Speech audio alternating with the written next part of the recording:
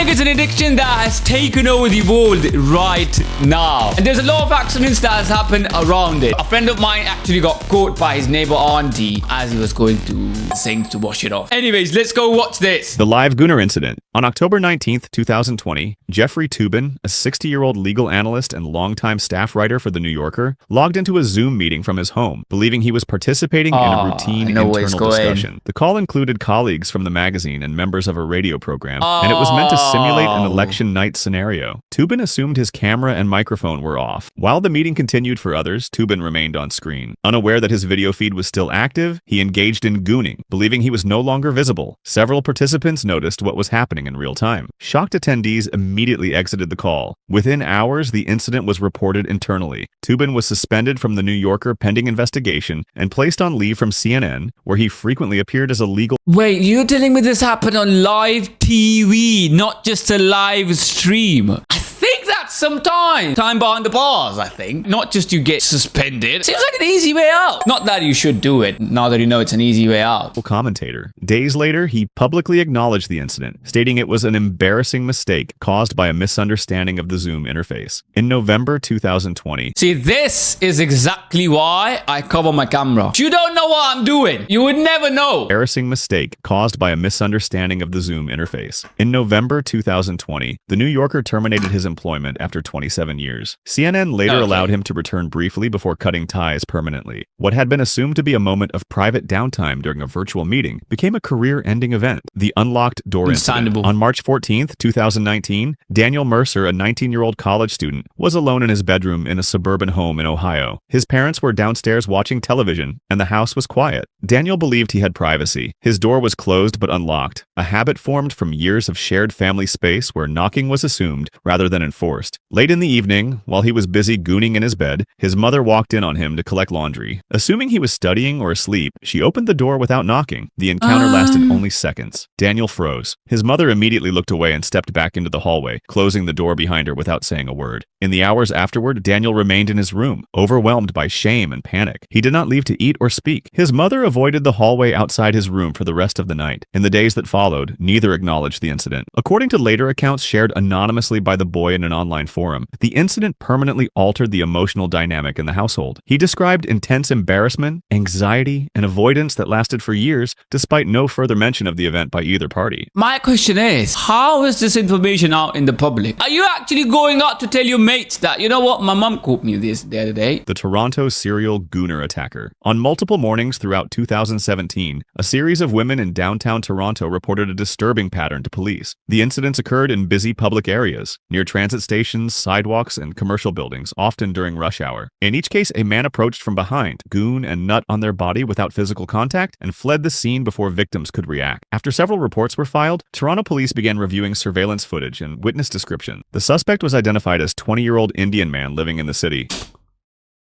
On behalf of all the Indians, I'm sorry, bro. I know I don't speak for every Indian, but as an Himalayan Indian myself, that's an execution. Like, honestly, you have the right to take them off. It's like you're in the splash zone. Police alleged that he deliberately targeted strangers in public spaces, choosing crowded environments where he could disappear quickly. Later that year, the man was arrested and charged with multiple counts of sexual assault. Investigators stated that the acts were intentional and non-consensual, and that... Of course it is, but you've been investigated. A child could tell you, probably not a child, but anyone could tell you that that's intentional. As I said, is he just excusing that you were just in the splash zone? That's just stupid. The absence of physical touching did not lessen the severity of the crime. During court proceedings, prosecutors emphasized the psychological harm inflicted on victims and the repeated nature of the behavior. He was ultimately convicted and sentenced under Canadian criminal law. The birthday incident. For how long, though? Please tell me it's like life. The birthday incident. On May 3rd, 2022, a 26-year-old man named Anurag P. was alone in his bedroom at his family's apartment in Chiang Mai, Thailand. It was his birthday. Believing he had privacy for the afternoon, Anurag closed his door but did not lock it. Wearing headphones, he was unaware of activity outside his room. As the afternoon passed, Anurag remained absorbed in his behavior, looking for the right video to goon to on the hub. Unknown to him, his parents, relatives, and several close friends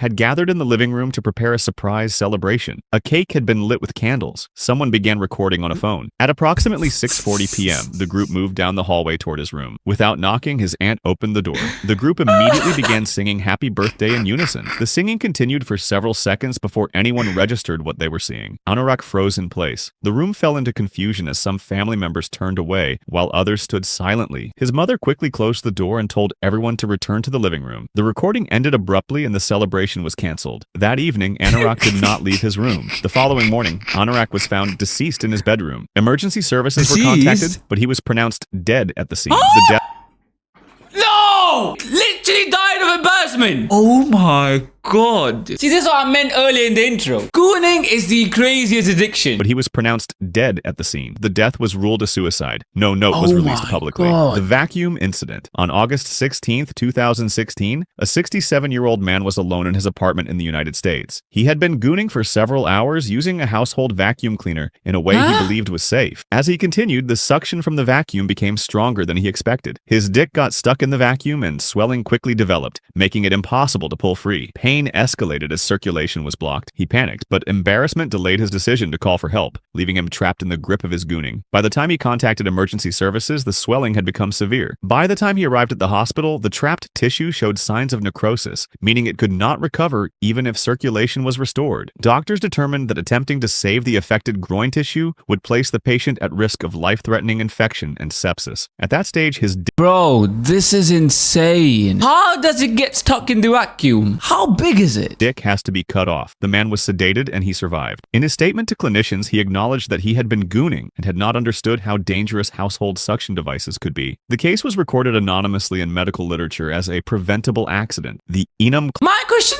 is, why would you say you was gooning? Like, 67-year-old is a grown-ass man. I don't even know what I'm watching. The Enum Claw Incident. On July 2nd, 2005, a 45-year-old Boeing engineer named Kenneth Pinion took his own gooning to another level. He visited a rural farm in Enumclaw, Washington, specifically to engage in sexual activity with a stallion. He was accompanied by a friend, James. Oh, so why the fuck does James have a picture?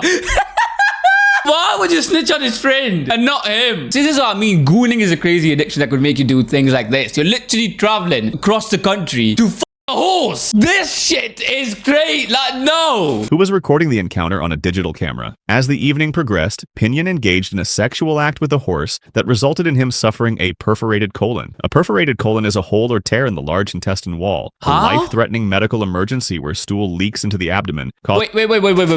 How did that happen? Did the horse kick you? Tear in the large intestine wall. A life-threatening medical emergency where stool leaks into the abdomen, causing severe infection and potentially fatal sepsis. Pinion did not initially realize the life-threatening nature of his injury. He and Tate spent some time watching the footage they had recorded before Pinion's condition rapidly deteriorated. At approximately 9:30 p.m., after Pinion began to experience extreme pain and went into shock, his companions drove him to the Enumclaw Community Memorial Hospital. They dropped him off at the emergency room entrance and fled the scene. Hospital staff attempted to resuscitate Pinion, but he was pronounced dead shortly after arrival. The following morning, an autopsy confirmed that Pinion had died from acute peritonitis, caused by the internal rupture. The driveway goon. But again, I don't understand. How did you get an internal rupture? Oh, wait. Was you the top or the bottom with the horse? Because if you was taking it, that's the only way to...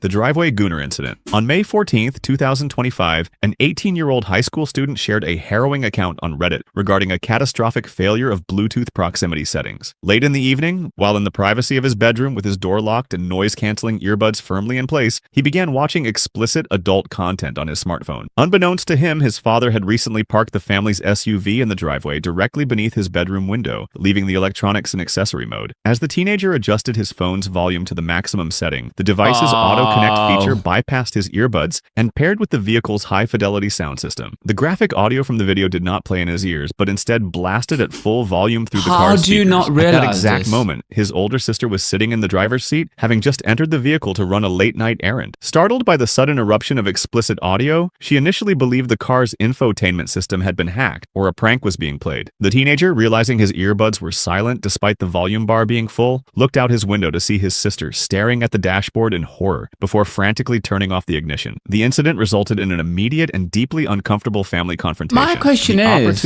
why did you not just turn down the volume? Why would you not just... This is not as bad as the vacuum. The opportunist Gooner incident. On August 15th, 2023, San Diego police officer Anthony Hare arrested a woman on a bench warrant and began a standard transport to the Las Colinas Women's Detention Facility. During the drive, body camera footage captured a sexually suggestive conversation of the woman telling Hare she's down to fuck right now. As they approached the facility at approximately 1:33 a.m., Hare diverted his patrol cruiser onto a dark residential side street, turned off his headlights, and deactivated his body-worn camera. Unbeknownst to him at the time, entering the rear passenger compartment to be with the detainee would trigger the vehicle's automatic safety locks. Hare inadvertently locked himself inside the caged rear cabin with the woman, becoming trapped for over an hour. Panic-stricken and unable to open the doors from the inside, he was eventually forced to call a fellow officer for assistance, initially claiming he was checking the woman's pulse during a medical emergency. A supervisor arrived at 2:40 a.m. to extricate a visibly embarrassed Hare from the vehicle. Investigators found that Hare had falsely notified dispatch of his arrival at the detention center and discovered traces of semen on his duty belt. Hare resigned on September 14th, 2023, just one day before a scheduled interview with Internal Affairs. By July 2024, his peace officer certification was officially revoked by the California Peace Officer Standards Accountability Board. Not gonna lie, it technically isn't gooning. And I'm not gonna lie, I've seen worse things about the police. If you go on Reddit and check that one female police officer in the UK doing shit in the prison, like, do not watch that. Though I'm not encouraging this behavior, but it exists. The incorrigible Gooner. In 2006, Dennis James Davidson,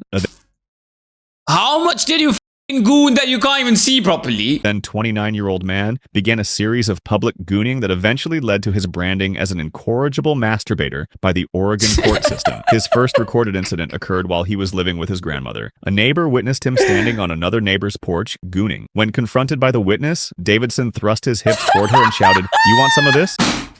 No, I'm laughing, but this is crazy. How did no one punch him? What do you mean? Before police arrived and found items in his backpack, including lubricant and a note expressing a frustrating crush on the woman whose porch he had occupied. Just weeks later, Davidson was caught gooning again on an elementary school playground in full view of 3 children and several school staff members, resulting in his first significant prison term. Upon his release in 2008, he was arrested again within 4 months for gooning in a strip mall parking lot in front of 3 women and a toddler. This pattern reached a peak in 2000. Brother, how many times you've been to prison for this? See, this is what I mean. This addiction is crazy. 2011, when only 4 days after being released from prison for his previous crimes, he was spotted behind a tree at a Salem park gooning while watching a family on a picnic. Due to his extensive history of recidivism, a lower court initially sentenced him to life in prison under Oregon's true life sentencing laws for repeat sex offenders. This is insane. What did I just see? How is he not in the prison for life?